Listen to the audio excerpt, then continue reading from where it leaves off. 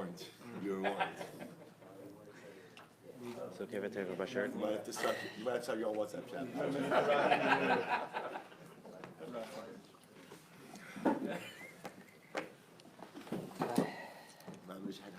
With Aiden. All right, I will say good morning. Let's begin. Today's daf is Yud Gimel. We are starting 4 lines down from the top. A very special thank you to Rav Kalman Akiva for giving a shir over the last couple of days, to Yudah Newberger, to Ruben Venick, for all those who helped Baruch Hashem to keep the shir going, vibrant, exciting. Thank you to all of you. We'll say with that, let's begin. I'm sorry? Yes. We also have our Talmud Torah sponsor for the month of Tammuz, Uncle Mike Holtzman, in honor of all those who keep the daf going. Just a reminder, tomorrow is Rosh Chodesh Av. This Talmud Torah sponsorship for Rosh Chodesh Av has not yet been claimed. It is still open. I'll send out an email as well. If you'd like to sponsor it, you'll contact the office. Well, so with that, let's begin. So ve'ein teruma achar teruma. So remember again, the Mishnah said there is no one truma designation after another truma designation. So says the Gemara, Masnisin money.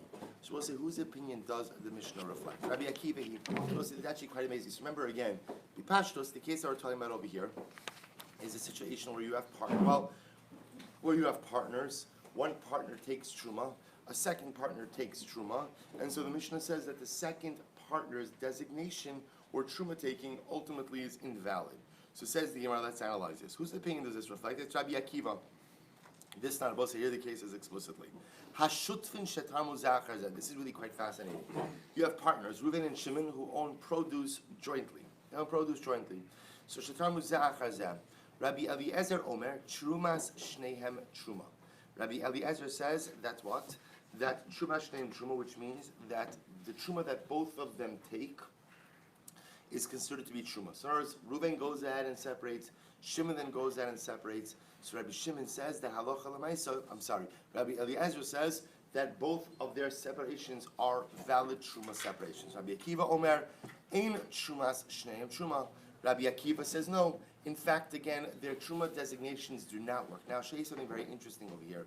If you look at Rashi says trumas shneim truma, shari l'shneim chelik. So we'll say. So remember again, Rabbi Eliezer's position is that the reason why both of their truma separations work is since they are partners. They both have an ownership interest in the produce, and because they both have an ownership interest, they both have a right to separate out truma. Therefore, it says that when Reuven does it, it's truma. When Shimon does it, it's truma. Rabbi Akiva says something fascinating. Ein trumas shnehem truma means what? Rashi says va'afilu shel rishon. Rashi says in this case, where Reuven separated truma and then Shimon separated truma, neither of their designations are valid. Neither Reuven nor Shimon. Why not? Says Rashi. Because since Shimon came along and retithed after Reuven tithed, he clearly showed that what? Sibbo said the fact that Shimon came along and tithed the produce after Reuven did it, what does that show? That Shimon was not happy with what Reuven did. Because if Shimon was happy with what Reuven did, then what? Then leave it alone. The fact that he went back and he tithed, again, indicates to us that Shimon was unhappy with what Reuven did. Therefore, now I will say, here's the interesting halacha. When you have partners in produce, either one has the right to tithe the produce on behalf of the other, on behalf of the entire partnership, provided that the other partners are okay with that. So under general circumstances, we assume that one partner is okay with the other partner taking trumas. However, in a case like this, where Reuven tithed and then Shimon came along and tithed, so what happens? Shimon clearly indicates that he was not happy with Reuven's tithing, and therefore, again, Reuven's tithing was not done on behalf of Shimon. Therefore, Reuven's tithing is not going to be good.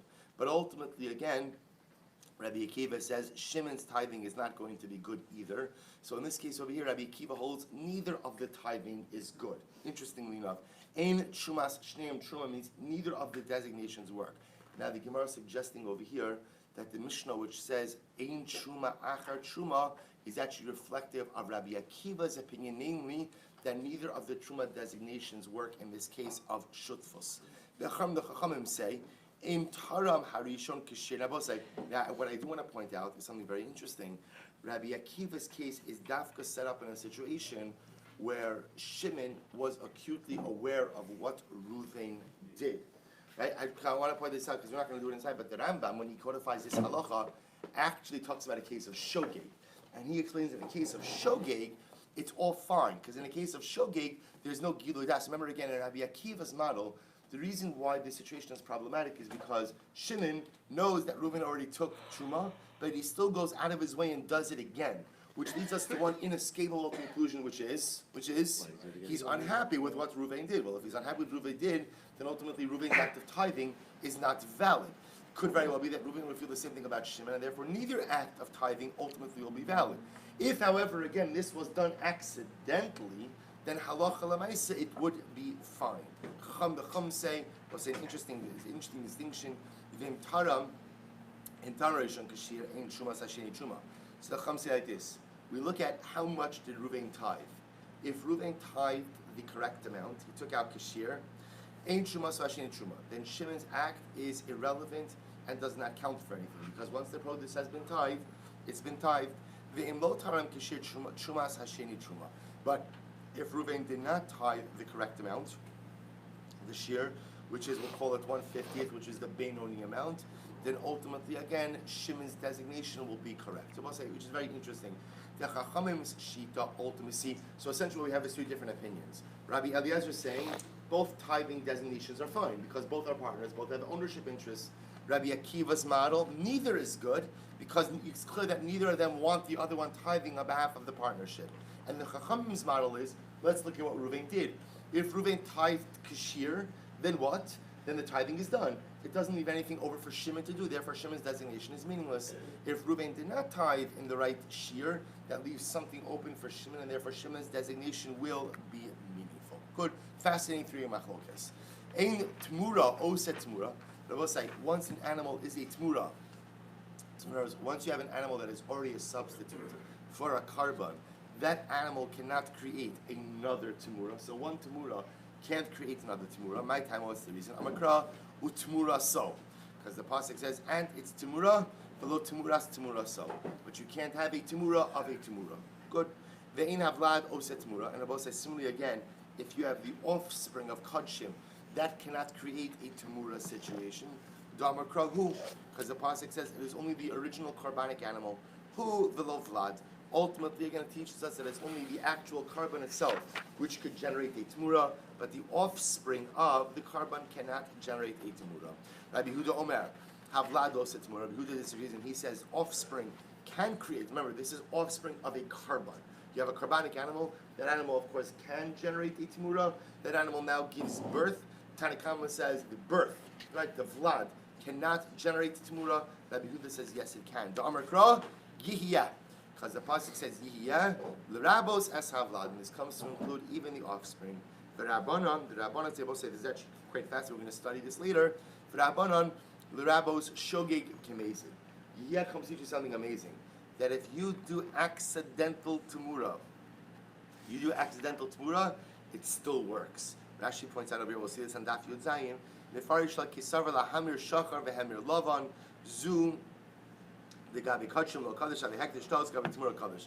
So it says we're going to see you do accidental Temurah. You meant to substitute animal A, instead you substituted animal B. So ultimately, again, the Rabbanon will say the Temurah still takes effect based on the word Yihiyah. Good. Says the Mishnah. Ha'ofos v'hamanachos ein osin Temurah. We'll say you cannot make Temurah. Those of Temurah do not apply to bird offerings, menachos, right, meal offerings from flour. Ein osin Temurah. Shelo ne'emar ela behema. Because we'll say very simply, this is actually a very simple idea. The laws of Temurah explicitly state the word behema. Right? V'im hamer yamer behema b'behema v'hayos Temurah so yekodesh. So the pasuk explicitly says behema. What does behema mean? Behema. Right? Doesn't mean ophos. Doesn't mean menachos. Beautiful. Hatzibor v'ashultvin. Enos in Temurah. So again, we'll say a tzibor. Temurah can only be affected by an individual. The tzibor cannot create a Temurah. Vashutva, similarly, partners. If you have two people who own, or two or more people who own an animal together, a carbon, they cannot create a Temurah from that carbon. Shene Emar Lo yachlifenu v'lo yamir. Because the pasuk states it in the singular. He shall not exchange it. Yochid oset temurah. An individual could create a temurah. Ve'ein hatzibor v'hashutfin osin temurah. But at tzibor shutfin, they cannot create temurah. Amar Rabbi Shimon. So let's analyze this a little bit. Amar Rabbi Shimon. So Rabbi Shimon now advances a drasha. He says it in the Mishnah, but we're going to dissect this drasha in the Gemara. So Rabbi Shimon says like this. Amar Rabbi Shimon. V'hari meiser bichlal. This is actually quite fascinating. The laws of temurah are stated twice in the Torah. They're stated once, which is the pasuk we just quoted, Vayikra, Perek Chav Zayin, pasuk Yud, and they're stated again later on by Perek Chav Zayin, pasuk Lamed Gimel, by Meiser Behema, So quite a fascinating idea. So again, once the laws of Temurah are stated in a general sense, and then a second time specifically again by Meiser Behema. So says Rabbi Shimon, why does the Torah go out of its way to restate the laws of Temurah specifically by Meiser Behema? To which the Gemara says, right, Meiser Bechlal Haya. So let's remember again, had the Torah remained silent, I would have said, of course, the laws of Temurah apply to Meiser Behema. Why? Because the laws of Temurah apply to any consecrated animal. So Meiser Behema is a consecrated animal. V'hari Meiser Bechlal Haya. Meiser Behema was included in the general concept of Temurah. V'lama yatsa. So why was it singled out? Why was it singled out? Remember, when I say singled out, it's singled out, and the laws of Temurah are mentioned again, specifically by Meiser Behema. Lomar lecha, to teach you the following: Ma Meiser Karban Yachid, just like Meiser Behema is an individual karban, right? It's the karban of an individual karban Yachid. Yatsu Karban Asibur comes to teach you that what? The laws of Temurah only apply to a karban Yachid. They do not apply to communal offerings. Uma Meiser Karban Mizbeach, and just like Meiser is offered up on the Mizbeach, Yatsu Karbanos Bedek Habayis, it comes to exclude Karbanos which do not have what we call Kedushas Haguf, are not offered up on the Mizbeach, but only have financial sanctity. Those animals are excluded from Temurah. So we'll say this is Rabbi Shimon's drasha, which we're going to spend a lot of time on the Gemara, that ultimately Meiser is singled out. Why? Because it creates a Temurah paradigm. What's the Temurah paradigm? If you're like Meiser, the laws of Temurah apply to you. What's unique about Meiser? It's a karban yachid, it's an individual offering, and as we're going to see, it is offered up on the Mizbeach. So too, in order to be subject to the laws of Temurah, you have to be an individual offering, karban yachid, and you have to be something that is offered up on the Mizbeach. What does it mean offered up on the Mizbeach? To exclude what? To exclude bedek habayis, which are items or animals which have sanctity, financial sanctity, but are not offered up as karbanos. Good. Let's analyze this. One might have thought that Kodshe Bedek Habayis, items that have Bedek Habayis sanctity, should be able to affect Temurah. Talmud Lomar, Karban. Therefore, we'll say the Pasuk says Karban, right? The Pasuk explicitly says Karban. So, Misha Nikru Karban, Yotsu Kodshe Bedek Habayis, Shal Nikru Karban. So, we'll say the only things included in Temurah are things that are called Karban, but Bedek Habayis, items which possess Bedek Habayis sanctity, are not called Karban. Velo, is that true? Items which possess Bedek Habayis sanctity are not called Karban. That time, we learned Karban, Shomani Afilu Kodshe Bedek Habayis. But when the pasuk says Karban, that we'll say the topic over here is Shchutei Chutz, right? The halacha that you cannot go ahead and slaughter Karbanos outside of the Beis Hamikdash. So when it says Karban, when the pasuk says that you can't shecht Karbanos outside of the Beis Hamikdash, Shomea Ani Afilu Kodshe Bedek Habayis, I might have thought that includes a prohibition to shecht Kodshe Bedek Habayis outside of the Beis Hamikdash as well. Why? Shenikru Karban, because items that have Bedek Habayis sanctity are also called the Karban. Ke'inyan Shne'emar V'nakri Ves Karban Hashem Talmud Lomar V'al Pesach Oel Moed Lo Hiviu. There was the pasuk says by Shchutei Chutz, and they did not bring the Karban to the entrance of the Oel Moed. Kol habo el Pesach Oel Moed Chayoven Alav Mishum Shchutei Chutz. Anything that needs to be brought to the entranceway of the Oel Moed, which also means anything that is offered up on the Mizbeach, is subject to the halachos of Shchutei Chutz. V'chol she'eino ba lePesach Oel Moed, but anything that is not brought to the entranceway of the Oel Moed, i.e. is not offered up on the Mizbeach, like Bedek Habayis, ein chayoven alav mishum Shchutei Chutz. If you shecht an animal that has Bedek Habayis sanctity outside of the Beis Hamikdash, you're not chayav Shchutei Chutz. But I will say, but for our purposes, what's important? Alma Ikru Karban. Rabbi said what you do see is that Kache Bedek Habayis is called a Karban. Rabbi said right that remember again what we just established in this little side discussion over here is that you're not going to be chayiv if you take an animal which has Bedek Habayis sanctity, right? It has has financial sanctity, and you shecht it, outside of the Beis Hamikdash. You are not chayiv for shchutei chutz, right? You're not chayiv for shechting it outside of the Beis Hamikdash. Why? Because for shchutei chutz, you have to satisfy the criteria of ve'al pesach ola moed lo hiviu. That this is the type of animal that would normally have to come into the mikdash. It only applies to a karban, doesn't apply to bedek habayis. But what does become clear from here is that halacha lamaisa, the animals which have bedek habayis sanctity are still called a karban. Now there's the problem. If you're called the karban, then you should be subject to what halacha? Temurah. And yet the Gemara just said before that items which have bedek habayis sanctity are not subject to the halachos of Temurah because they're not called karban. Well, we see they are called karban. Rabbi Chanina lo kasha. Rabbi Chanina says it's not a kasha. Rabbi Shimon harabanan. It's machlokas. So the Gemara says Rabbi Shimon ikri karban. According to Rabbi Shimon, kadshe bedek habayis are called a karban. L'Rabbanan lo ikri karban. According to the Rabbanan, ultimately they're not called the karban. But one second below, is that true that according to the Rabbanan, kadshe bedek habayis are not called the karban? V'haksiv, the pasuk says, v'nakri vis karban Hashem. Right, the pasuk says, speaking about kadshe bedek habayis, we brought forward the karban of Hashem. Karban Hashem ikri, karban la Hashem lo ikri. So we'll say, so there's an interesting distinction over here. Yes, kadshe bedek habayis have the status of karban Hashem, right? Which means they're the property of God. But they don't have the status of karban la Hashem, which ultimately again refers to those items that are offered up on the Mizbeach. So therefore, again, I will say the Gemara's understanding over here that halacha l'maisa, the designation of Temurah, only applies to those items which fit into the category of karban la Hashem, not just simply karban Hashem. Okay, but I will say, what does come out of here is something very interesting, which is that kadshe bedek habayis do have the quote-unquote title of a karban, right? They are called karban. They're ultimately, because they're called karban, that it is the havamina that shchutei chutz would apply to them. Again, remember what we've established is the prohibition of shchutei chutz only applies to items that are going to be offered up on the mizbeach. But kadshe bedek habayis, even though they're called karban, do not have the problem of shchutei chutz. And because kadshe bedek habayis are only called karban Hashem and not karban la Hashem, therefore what? The laws of Temurah will not apply to them as well.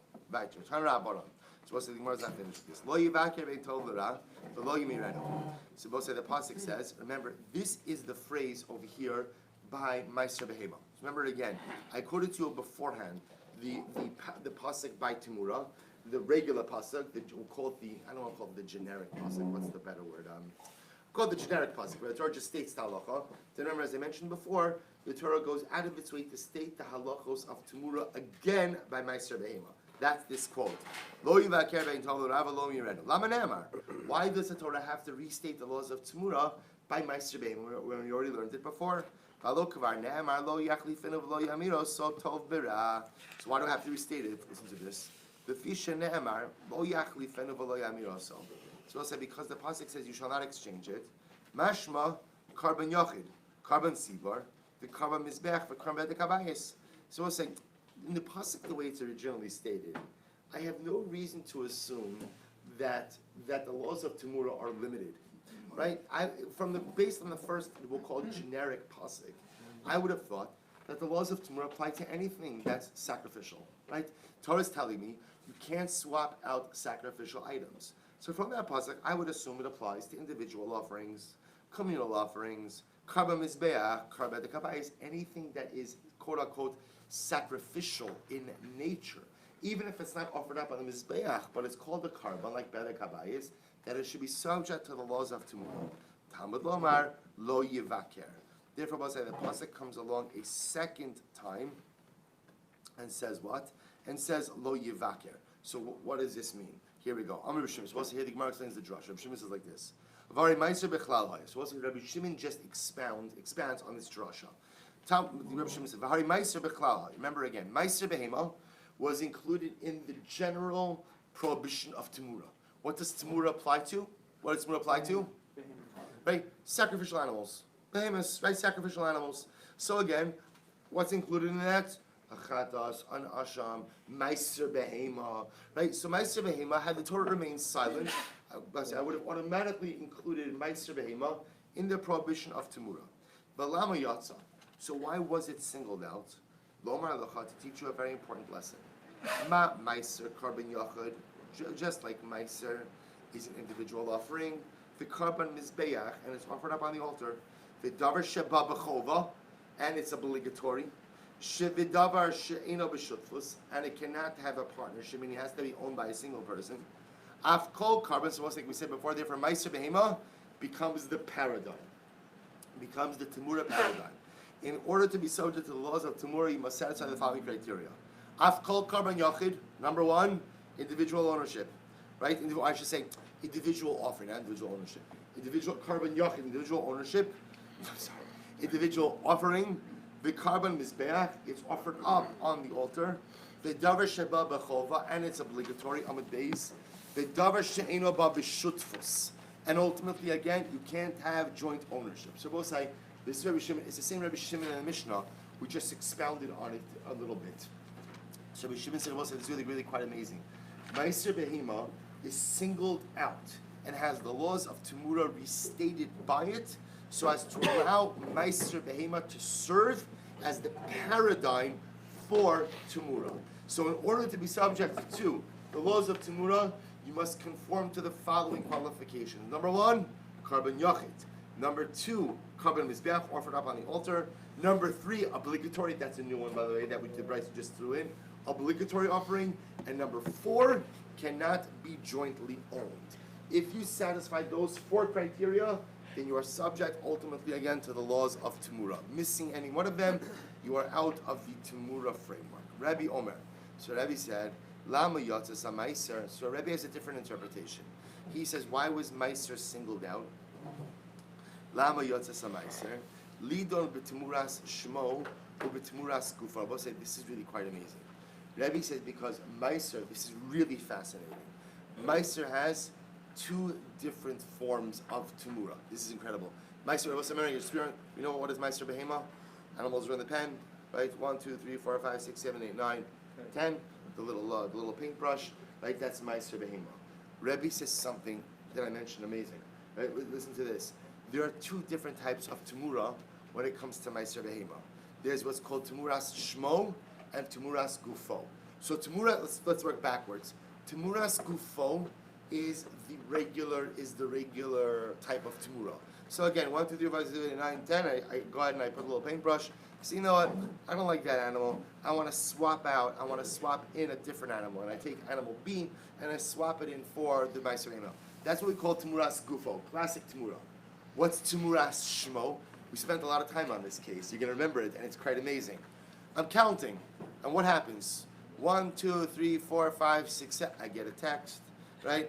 I got the text, right? And what happens, again, it's exceptionally important. In Mamish, this kind of text, where it's even Kedai interrupt Shemona answer. That's the kind of text where this is, right? So again, if I get the text over here, sure, I can interrupt Meiser behema. I get to 9, I get mixed up. I call 9, 10, 10, 10, and 11, 10. Remember these cases we had this? Yeah. Similar again. We're not going to go through the whole framework again. Remember, so what's the halacha? What's the halacha? Essentially, all three are 10. Remember, the way we pass on Meiser behema, the number 10 is Kodesh, even if you don't call it 10. Even if you call 10 9, it doesn't even make a difference. So 10 is Kodesh regardless. 9 is going to be Kodesh, and 11 is going to be Kodesh. Why? Because you called both of them 10. Now, if you remember again, back to our Bechoros days, so remember again, 9 and 11 are not reckoned the same way. They have different levels of sanctity, right? They're utilized differently. They're offered up all differently. But that's not our topic for now. We'll say, Rabbi says, that's called Temuras shmo. What did you just do? What did you just do? You've essentially done Temurah. You've called 9, 10. You've called 11, 10. So you substituted 9 for 10 and 11 for 10. And what's the halacha? It works. It works. Right? So again, Rebbe says that the reason why the Torah has to single out Meiser behema by Temurah is because Meiser behema has another form of Temurah that doesn't exist by other animals. It's incredible. There's classic Temurah, Well, classic is good, right? What's classic Temurah? Classic Temurah is the count went perfectly well. The 10th animal is standing in front of me. I decide I don't want to offer this 10th animal. I want to substitute it for another animal. That's called Temurah Skufo. Substituting one body for another. And then there's Temurah Shmo, where I verbally designate the wrong animals. I call 9, 10, 10, 9, 11, 10. And what's the halacha? 9, 10, and 11 are all Kodesh. That's Temurah Shmo. Incredible. So the Gemara says, Lido Temurah Shmo Temurah Skufo. Lomer Lacharna teaches me a very important halacha. Temurah Shmo Kreva, Temurah Skufo Eino Kreva. Rabbi said an interesting halacha over here is that Temurah Shmo, when it comes to Meiser Behema, so the animal that you accidentally called 10, that animal is offered up. Now again, as I mentioned, 9 and 11 are not treated the same, but nevertheless they have sacrificial sanctity. But Gufo Eino Kreva, Temurah Skufo Eino Kreva. Yet interestingly enough, the halacha is that if you literally try to substitute animal 10 for another animal, that substitute is not offered up. Because remember again, when it comes to Meiser Behema, only one Meiser Behema animal could be offered up. So even though the animal that you try to substitute for 10 has sanctity, has Temurah sanctity, it cannot be offered up on the Mizbeach. Only actual animal number 10 is offered. Temurah Shmo Nigeles, Temurah Skufo Eino Nigeles. Furthermore, Temurah Shmo, right, can be redeemed, but Temurah Skufo cannot be redeemed. Temurah Skufo, Chala al Davar Haroi, Val Davar Shein Haroi. We'll say Temurah Skufo, which again remember is the actual time. You have a defined 10th animal, and you try to swap it out for another animal. So that ultimately again is Chala al Davar Haroi. The substitution only works for an animal that is fit to be offered up as Meiser Behema. Val Davar Shein Haroi, and it also works for something that is not fit for Meiser Behema. Temurah Shmo, but at the end of the day, when you're going in and you're calling 9, 10, 10, 9, 11, 10, Eino Chala al Davar Haroi Bilban. Well, say, of course, that only applies to an animal which is technically fit for Meiser Behema. So the Gemara says, Amri, Mishum de Rabbi Rachmana de Ispe Temurah Shmo, Igruig Igra. So we'll say, here's what's interesting. So now, what's happening over here, what seems to be happening over here by Meiser Behema is like this. The Gemara is going out of its way now to prove that halacha lamaisa, it has these two forms of Temurah. Right, two forms of Temurah. We call Temurah Skufo, which I will say Temurah Skufo is classic Temurah, where you have a sanctified animal, they try to swap it out for another animal. The Chiddush, when it comes to Meiser Behema, is that it has another form of Temurah, which is called what? Temurah Shmo. Right, where again I'm just designating the wrong animals. So we'll say now what's interesting over here is as follows. The Havamina of the Gemara seems to be that because it has the din of Temurah Shmo, maybe it doesn't have the din of Temurah Gufo, right? So to which the Gemara now has to prove that no, the din of Temurah Gufo also applies to Meiser Behema. To which the Gemara said it doesn't make any sense. The fact that Meiser Behema has an additional form of Temurah, do you actually think therefore that that new form would come at the expense of the regular or normative form? Also, you hear the question? In other words, Meiser has a chiddush. The chiddush is it has another dimension of Temurah called Temurah Shmo. Do you actually think that because it has an additional dimension of Temurah Shmo, that the regular form of Temurah would not apply to it? The Gemara says yes. The Amrin on my de Rabbi, my de lo Rabbi. Maybe so. Maybe Meiser Behema is unique, that it only has this form of Temurah Shmo. But maybe Temurah Gufo does not apply to it.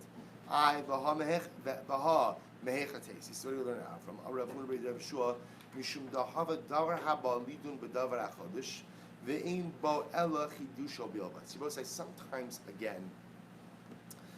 in halacha, when you learn out a novel ruling, so you can have something that is a source of a novel ruling, and all that particular item has is its novelty, but the other basic halachos don't apply to it. Kamash malan, that is not the case over here. The havamina was, I would have thought that maybe Meiser Behema is unique, and its uniqueness is expressed in the fact that it only has Temurah Shmo, but not Temurah Gufo.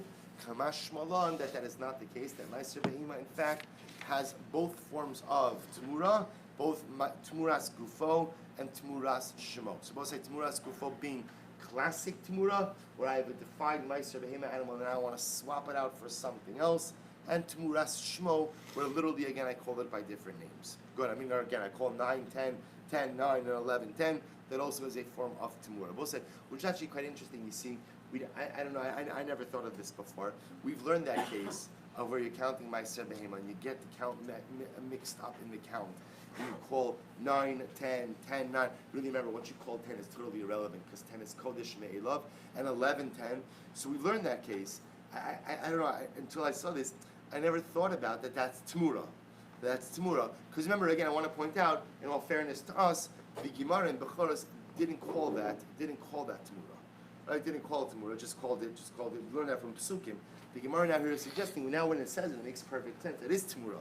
Of course that's Temurah. You're substituting. It's just a different form of Temurah called Temurah's Shmo, which ultimately, again, does not apply to other commands. I'll give you an example of this. If you were to separate out an animal, let's say a chatos, and you say, you know what, I don't want it as a chatos, I want to give it as a shlomin. They both say, does that work? No. Isn't it Temurah? No. Because remember, Rabbi said, this is the Chiddush over here. That's called Temurah Shmo. Right? Substituting by identity. That only works by Ma'aser Behema, does not work by other karbanos. So there is an incredible novelty over here. Right? Temurah by other animals means I have a chatos, I decide I don't want to give this animal as a chatos, it's so little and scrawny, have this nice zaftig animal that just sits around and does nothing all day. I'm going to give that animal as the chatos. That's Temurah.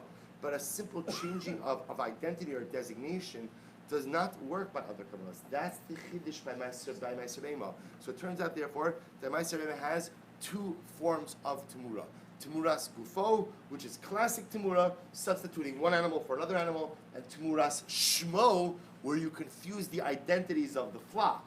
You call 9, 10, 10, whatever, and 11, 10. All of those animals have sanctity. That's called Temurah Shmo. Incredible. Amar le Rav Nachman bar Yitzchak the Rava. Let's say first wide line. The Rabbi Shimon Davar Abba Bechova. Oh, so we'll say remember again. One of the other qualifications that Rabbi Shimon espoused in order for an animal to be subject to the laws of Temurah was that it has to be a Davar Haba Bechova.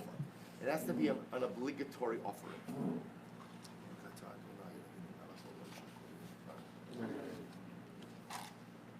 And it has to be an obligatory offering.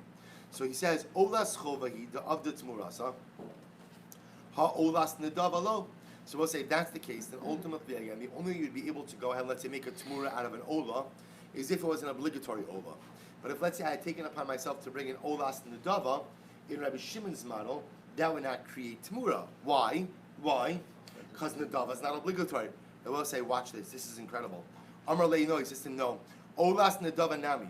According to Rabbi Shimon, even if you pledged an olas nedava, you could also make a Temurah from that. Why? This is incredible. Kevan de kavla ale of the Temurasa. Rabbi say, watch this. Once you take upon yourself to bring an olas nedava, that becomes what? A binding obligation. Once it becomes a binding obligation, then what Rabbi say? Then halacha lemaisa, it's considered to be a chova, and therefore it could affect Temurah. Rabbi say, actually, really quite fascinating. Even though the actual act of bringing that carbon is optional, but once I say I'm going to do it, that makes it a chov. Once it makes it a chov, then halacha l'maisa is Temurah. We'll see, understand the incredible mussar in that? You see, in life, when you undertake to do something, you have to make it into a chova. Even if halacha l'maisa, it's something optional that you took upon yourself, but once you decide you're going to do it, you can't treat it as an adava, even though it originated as an adava. Once you take upon yourself in life to do something, it's a chova. It's a chova. That is the only way to get things done in life. Otherwise, again, if it's just going to be an adava, if I feel like it, I'll do it. If I don't feel like it, I won't do it. Once you undertake it, it mamish becomes a chova. And once it becomes a chova, then halacha l'maisa, there's no option but to get the job done. So I'll say the only issue, or the only place where this comes up as an issue, is it from an ola that comes from mosaras. Now, I will say, now this is actually very interesting. This is actually very interesting. If you take a look, we'll just read outside because of time. Look at Rashi. Mosaros, Rashi says, Kigon Asham, Actually, not yet. That's way below. So let's say Mosaros is very simple. Well, let's see it inside. So the Gemara says, "My kasavar." Let's analyze this. Mosaros supposed to refers to situations where you pledged a particular carbon, and for some reason either there's leftover money or there's leftover carbonos. Actually, take a look at Rashi. It's Mosaros. Mosaros.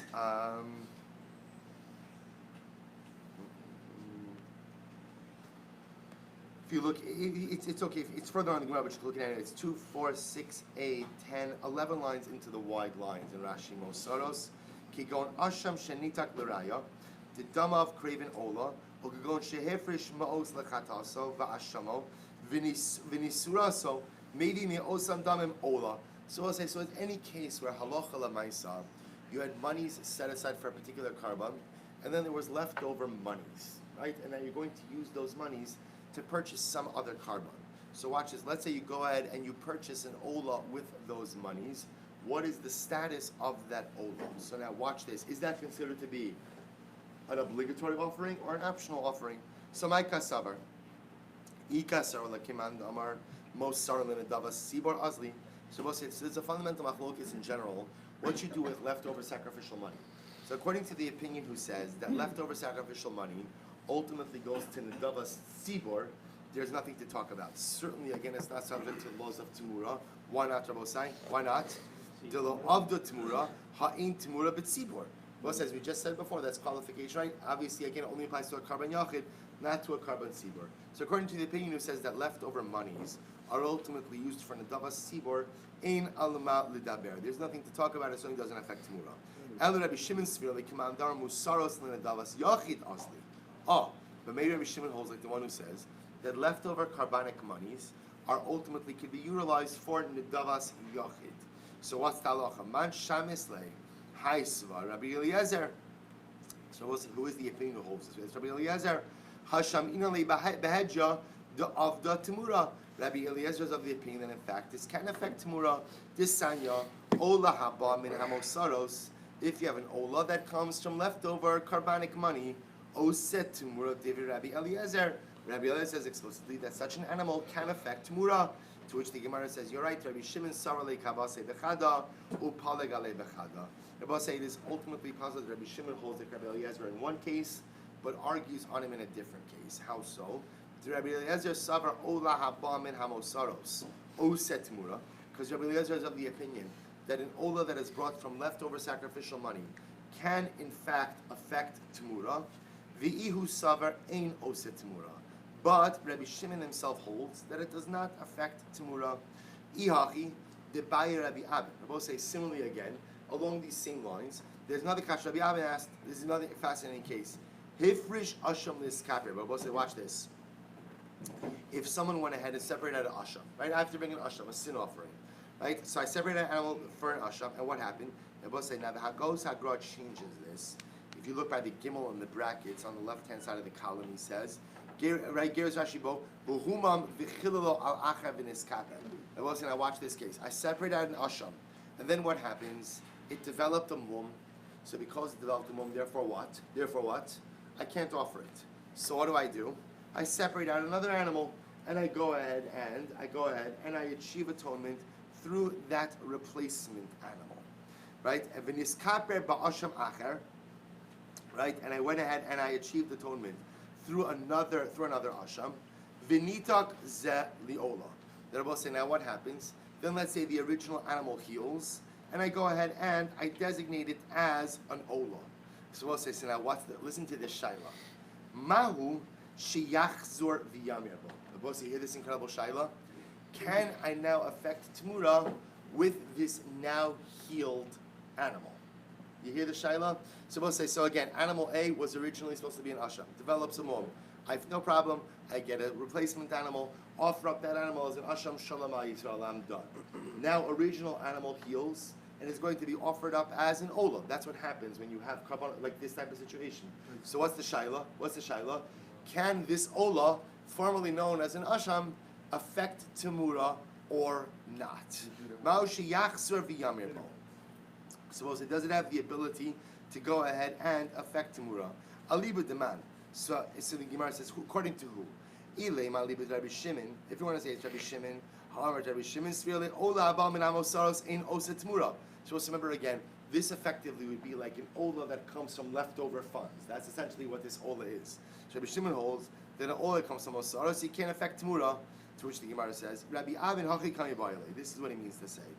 Imish Kachas Tana, the Kaik Rabbi Shimon, Da Amar Ein Mamirin V'chozin Mamirin. So we'll say, if you hold like Rabbi Shimon who holds, then in general, Halacha L'maisa, you can't Ein Mamirin V'chozin Mamirin. We'll say, there's one Temurah per carbonic customer, which means you could only affect Temurah once per animal.